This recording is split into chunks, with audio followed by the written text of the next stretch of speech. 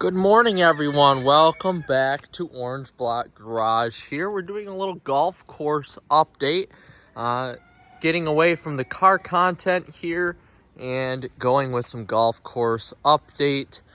Today is my first day. I have lost all of my employees to either school or college. So I've lost all of my employees except for one who is a school teacher, and he comes in after work now a couple days a week to help me stay caught up with my mowing that I need to get done. But thankfully for me, it is October 25th today, August 25th, I'm sorry, 2 months until my wedding actually. October 25th is on my mind. And we have some work we need to get done here. It's just some basic mowing here today. I have golf practice, splitting up my day here, but we're going to try to get done as much as we can before men's league tonight. So we need to start out by mowing greens, and I don't think that they are going to be growing too much because it's in the lower 40s right now out here. It's actually quite nice. It's quite a nice change from the weather we have been having here, which has been just astronomically hot and humid, really taking a devastating toll on some of the greens with some, and I'll show you, with some dollar spots, stuff like that. Well, I shouldn't say devastating. There's like a couple spots on one green. But otherwise, we need to get out there and get some mowing on here and see, how much growth we've had. I don't have enough time to roll today, so I'm not going to be able to roll the greens. Otherwise, I have been rolling them about 4 days a week here in the summer, which has really helped A, with disease, but B, with overall speed and consistency of the greens as well, which is fantastic. So nonetheless, let's hop on the greens mower here and get started. This is the green in question with the disease, and this is home. So I usually, there we go, dollar spot right there, and it doesn't matter. See, I sprayed less than 2 weeks ago. I'm on a 2-week spraying cycle, so on Wednesday I need to spray again for just regular diseases that happen on turf grass, dollar spot and crack nose, take all, crap like that. And essentially here, this green, no matter what, it always gets targeted first for diseases. And it can be cold, it can be warm, I don't know what it is, but this green always gets targeted by disease first. And it's very frustrating because you want to make sure your hole 1 and your hole 9 are the most important holes on the golf course, in my opinion. And for me, I have pretty boring but pretty easy hole 1s and hole 9s, so hopefully it leaves the people golfing with a decent taste of a round of golf. But it's like I just can't have these diseases on this green. And there we go again. I don't really have any other greens on the golf course that have these diseases. So I'm quite frustrated, honestly, with how bad they are. This green is, and I just don't know what to do about it. I'm stumped. Usually when you think about turf grass diseases, it's when the temps are in the upper 60s, lower 70s without protection that these diseases pop up. But it could be on this green, it could be in the 40s, it could be in the 50s at night, it doesn't matter, no humidity. And these diseases are coming up and running rampant. And I put protection down every 2 weeks, starting from the beginning of June, and I go all the way through, weather dependent, through either middle September or end of September. So this is always caught off guard every single year when these turf grass diseases pop up. So I don't know if, and this isn't the last green I spray either, so my product is still fresh. This is always usually either the second or the second to last green that I spray. So usually everything checks out when it comes to the sprayer, everything is working right.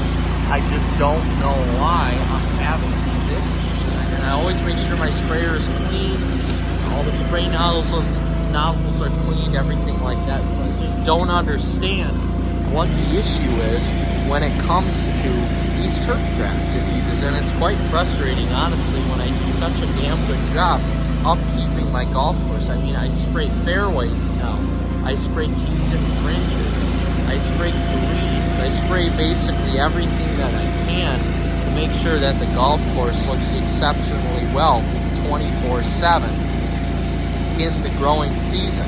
So I'm a little frustrated, but again, I'm not sure why this green has so much issues, so many issues when it comes to disease. You know, for the most part, I've got a couple spots on maybe hole 3 and hole 5, but other than that, there's really no issue. So I guess I'm just not sure why this issue is prevalent on this green. I'm at a loss for words. I'm no scientist, but it is very frustrating when you're having these issues on one specific hole.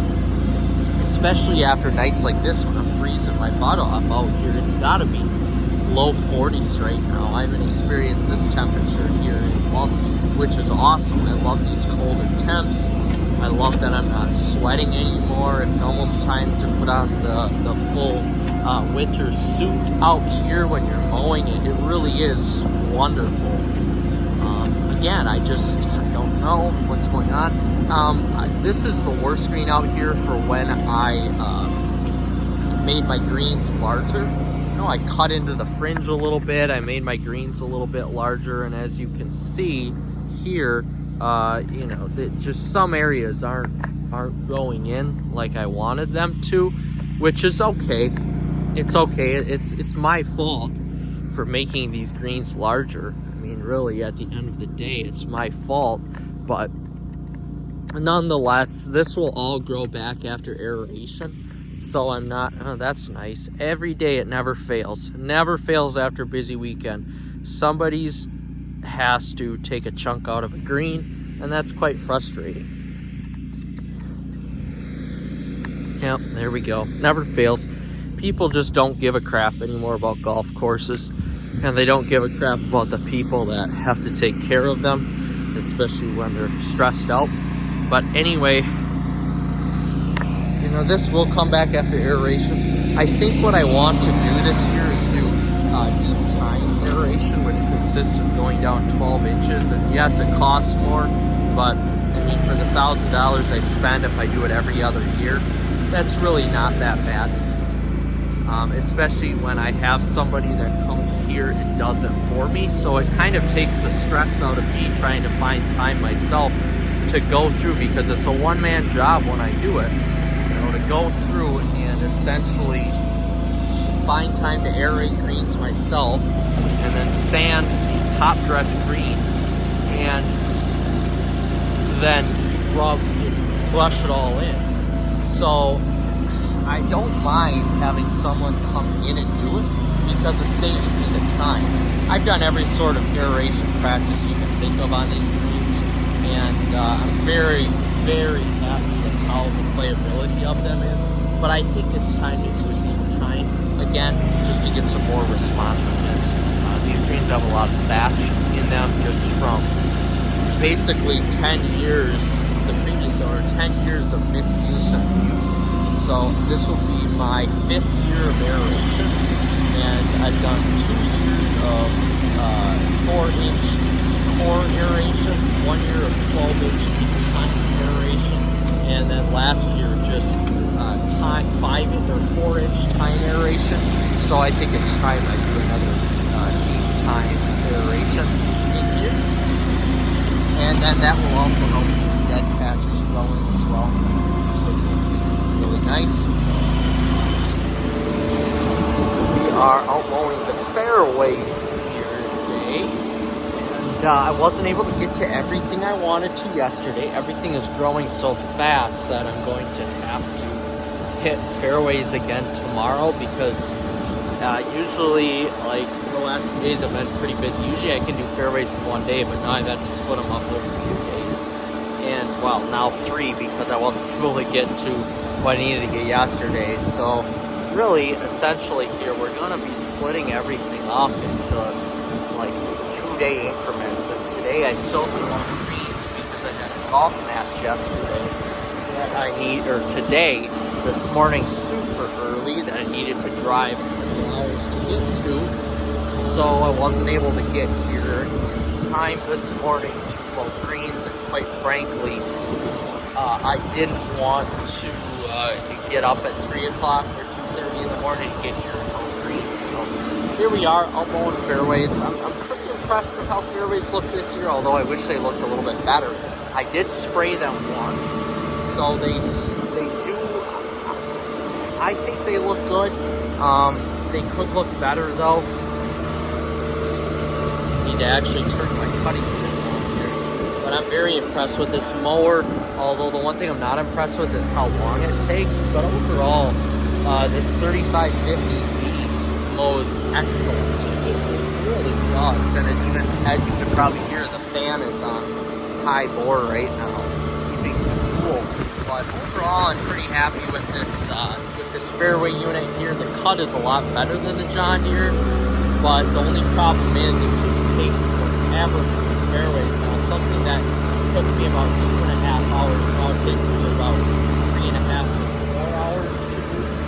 So that is a little disappointing, but overall, I mean, the cut is, if the cut's better, then it's well worth the issues that I have. But you can see there's some dollar spot going on some of these fairways here. I did do a spray of strobe on these fairways and PPZ about a month back, so that seemed to help a little bit. But essentially what I'm going to have to do here in the summertime is figure out what my mowing schedule has to be for these and what I need to put down with regulator along with fungicide, so I can diminish these issues I'm having with the dollar spot and other turf grass diseases, because at the end of the day I want happy, healthy turf, and I don't want my fairways full of weeds like they are right now. You can probably see some of the crabgrass that is sporadic. I just need to take care of that, and I'm actually going to do that application in the fall once things sort of die down for me. I think I'm going to do some, it's called Quintessential, an application as I believe there's 2 EQ in it, or I guess the Canva in it, which is positive. It should take care of some of this crabgrass, and it really helps to prevent it going into the following year as well. So I'm curious to see how that's going to go here, and see how these fairways actually do look going into next year. The spring should ultimately help over the next couple of years, 2, 3, 4, 5 years, 6 years, if I can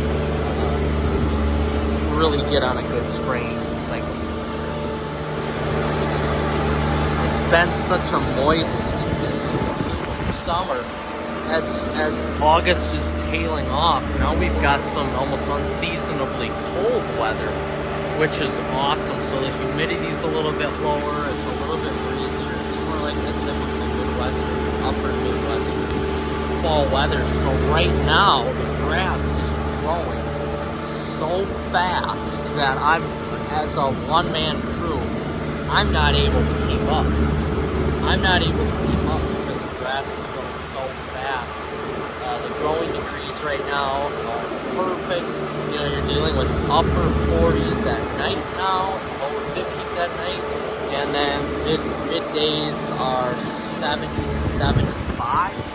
So it really is just a wonderful temperature for this grass. But as you can see here, there is still some dollar spot, but that should all start going away here, especially if we have some more seasonable temperatures. Although again, it's only August 26th, so any day we can hit 80 plus degrees. You never know. It's Wisconsin, and essentially here we could get an 80 degree day just like that. But there is a little bit of rain in the forecast here some overnight, so that definitely helped keep things moist. But pretty much what I say is once we get to about September 8th and we have some moisture, we don't have to worry about any sort of localized dry spots anymore. Quite frankly, I haven't had to hand water once this year.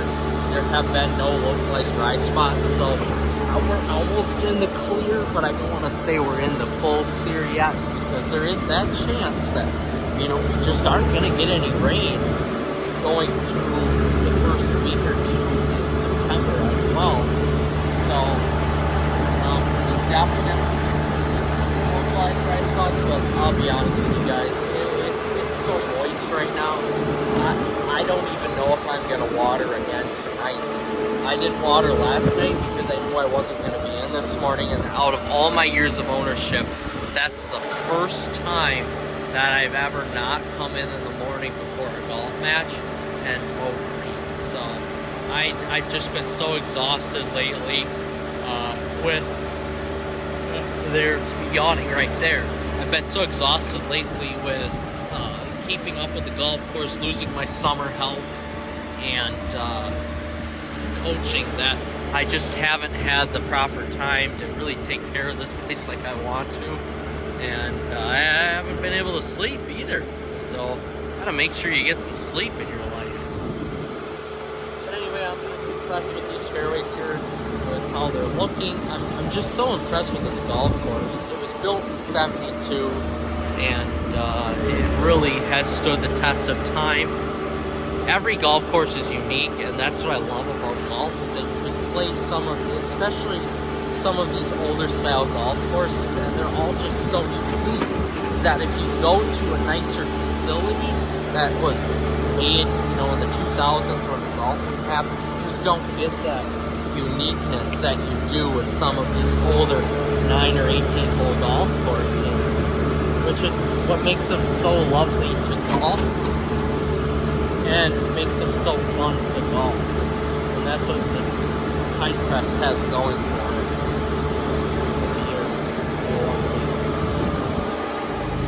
To wrap the video up here, we're just finishing out with some tees and fringes.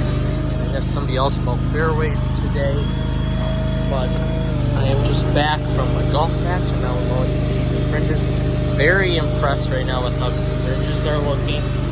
They were never this good when I bought this golf course, and now with it really good over the last 5 seasons. Because 5 seasons is a long time, guys. Like, I've been in the industry since I was 13 or 14. I'm now 28. I've been a general manager. I've been the low man on the totem pole. I've been an owner now, and I'm going to be completely honest with you, being the low man on the totem pole is the greatest, because essentially you just have to do what you're told. You don't have to create a schedule, which is awesome. But anyway, enough of that. These fringes have never looked as good as what they have looked now, because of the practices that I've used in order to make these bad boys look just as good as they need to. I mean, these are fan-freaking-tastic. I'm going out on a limb, and I'm going to say these fringes are some of the best fringes that I've played on this year. I've been to a lot of different golf courses. They're mowed at half an inch. I've been to a lot of different golf courses and nice ones because of coaching, but they're mowed to half an inch. So that means you have a little bit of forgiveness. They're not too short, like some golf courses mow their fringes. Some golf courses are so short and tight that you can't essentially you can't even get a club underneath them. The bounce of the club doesn't work, so you're ending up chipping with like a 9-iron or something, just to get off the fringe. But these are kind of the best of both worlds here, tight but yet forgiving. And if you're wondering what that is there, that of course is when I extended out my greens, I extended out my fringes as well. So all that should kind of grow in next year. By next year, especially after aeration this fall, it really should be okay. But I'm very impressed with how the golf course looks right now. We're so close to that, guys. I can taste it. It's Thursday, August 28th. Monday is September 1st, and it's Labor Day. I cannot wait to be done with this season. This the second most stressful season yet for me. The first was year number 1, but this is, or year number 2, I mean. But this is definitely the second most stressful season. I cannot wait to be done with it. I am so tired and so burnt out, and it's a real thing in the golf industry. People don't understand it. And those of you who, you know, are in the golf industry, you completely understand. But now if you're like me and you're an owner too, well, now you have a bar and restaurant to deal with. And guys, I don't drink. I don't eat a lot of bar food. I don't like to hang around bars. So it's just not me. So that's, you know, I have people for that, but I still have to show my face once in a while. So it gets to be a long time. And when you're an owner, you have to be a jack of all trades, which sucks because I'm really good at golf, giving lessons, coaching, golf course maintenance. That stuff I'm really, really good at. But what I'm not really good at is restauranting, restaurateuring, which, well, I take that back. I'm really good at cooking, probably the best cook here on my facility, which I should be since I'm the owner, or else my mother is probably better. But that, truth be told, that's not where my love is at. And at every job, you have to do a job that you don't want to do. And that's kind of part of the job. I will refuse to bartend, though. I don't bartend. I don't like doing that. I did that enough at Big Fish filling people. That's just something that I don't like to do. So I don't do that. I just don't do that. Cooking I will do because I'm back in the kitchen. I can kind of do some good back there, providing my services to other people. But at the end of the day, this is what I'm extremely good at. And this is where my love is, although I don't love it when I'm being rushed constantly, which is how I feel right now. But at the end of the day, I'm very happy here that I'm able to do this stuff and pretty much live my dreams. So with that being said, guys, I'm going to leave you at that. Thanks for watching. Like and subscribe for more golf course content, and we'll see you in the next one.